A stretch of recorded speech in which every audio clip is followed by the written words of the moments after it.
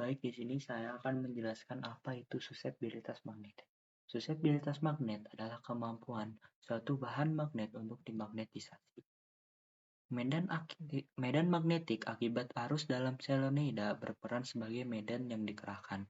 BAPP sama dengan mu 0 Ni, dan medan magnet hasil pemagnetan diberikan oleh Bm sama dengan mu 0 M, sehingga resultannya B sama dengan BAPP plus mu 0 M.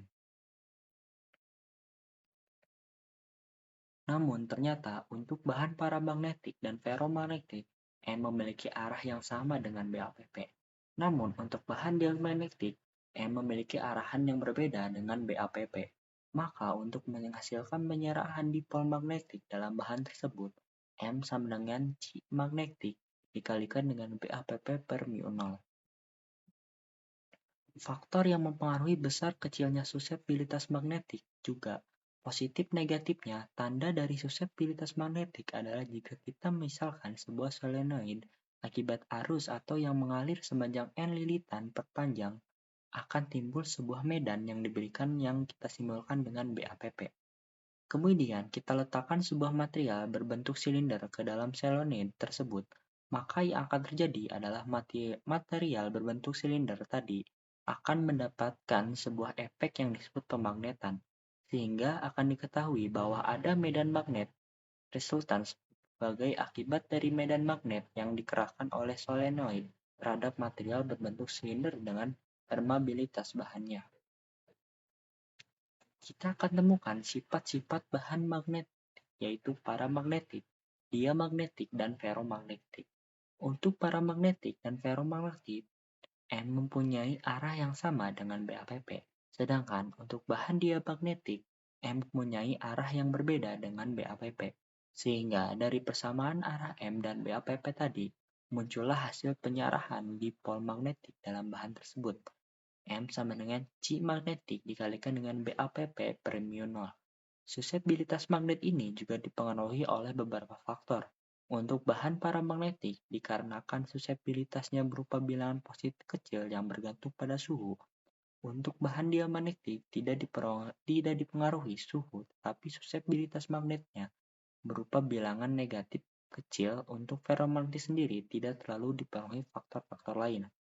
Hal ini dikarenakan faktor-faktor pengaruhnya itu sendiri, ialah BAPP. Assalamualaikum, saya Zakia Kinanti dengan NIM 2406772. Di sini saya akan sedikit menjelaskan tentang magnetisasi ferromagnetik. Bahan ferromagnetik sendiri itu menunjukkan magnetisasi spontan, bahkan tanpa adanya medan magnet dari eksternal. Nah, yang biasanya dinamakan dengan magnetisasi Raman. Nah, mereka atau magnetisasi ferromagnetik ini memiliki domain-domain magnetik yang besar dan stabil di dalam bahan yang dapat diatur dan diarahkan secara kolektif, sehingga bahan ini biasanya dapat menjadi magnet permanen. Lalu, saya akan sedikit menjelaskan karakteristik-karakteristik yang ada di dalam magnetisasi ferromagnetik. Yang pertama, stabilitas magnetik yang ada di dalam ferromagnetik ini adalah sangat besar dan positif. Lalu, permeabilitas relatifnya jauh lebih besar dari 1, bahkan seringkali ribuan. Lalu, respon terhadap suhunya menunjukkan suhu Curie, di mana magnetisasi ferromagnetik itu bahkan kadang hilang dan dapat berubah menjadi paramagnetik. Lalu, yang ketiga, magnetisasi spontannya. Magnetisasi terjadi pada medan eksternal dan mempertahankan sifat magnetnya dalam jangka waktu tertentu. Lalu, contoh-contoh yang biasanya ada di ferromagnetik adalah besi, kobalt, nikel, dan beberapa baja khusus. Lalu, fisik mekanismenya, domain-domain magnet biasa dalam bahan ini mengorientasi secara kolektif menghasilkan medan magnet permanen. Selanjutnya, saya akan sedikit menjelaskan tentang grafik historis. Dari kurva yang telah disajikan, kurva tersebut menunjukkan medan pemagnetan BAPP. Begitu arus perlahan-lahan meningkat dari 0 sepanjang bagian kurva dari titik 0 ke titik P1. Pendaratan kurva di dekat P1 ini menandakan bahwa pemagnetan M mendekati nilai jenuhnya Ms, di mana seluruh momen magnetik atom telah diarahkan. Di atas kejenuhan, B hanya meningkat karena medan magnet, yaitu BAPP sama dengan mu 0 Ni.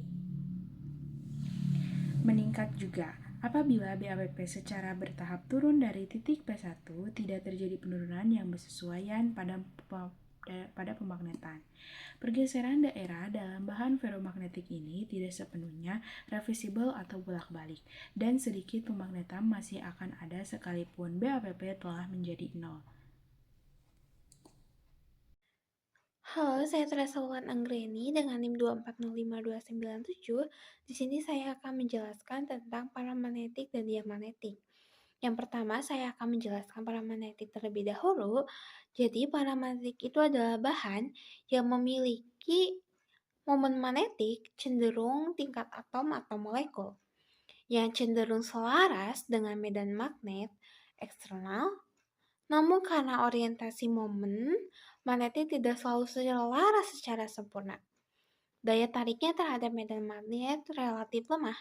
Contoh bahan paramagnetik itu seperti aluminium atau Al, tembaga atau Cu, dan oksigen. Lalu yang kedua diamagnetik. Jadi diamagnetik ini memiliki momen magnetik bersih di tingkat atom molekul. Ketika medan magnet eksternal diterapkan, elektron di dalam atom atau molekul akan bereaksi dengan medan magnet, lalu akan menghasilkan momen magnetik yang melawan medan magnet eksternal. Akibatnya, bahan diamagnetik sedikit ditolak oleh medan magnet. Contohnya seperti emas atau Au, natrium klorida atau NaCl, dan timah.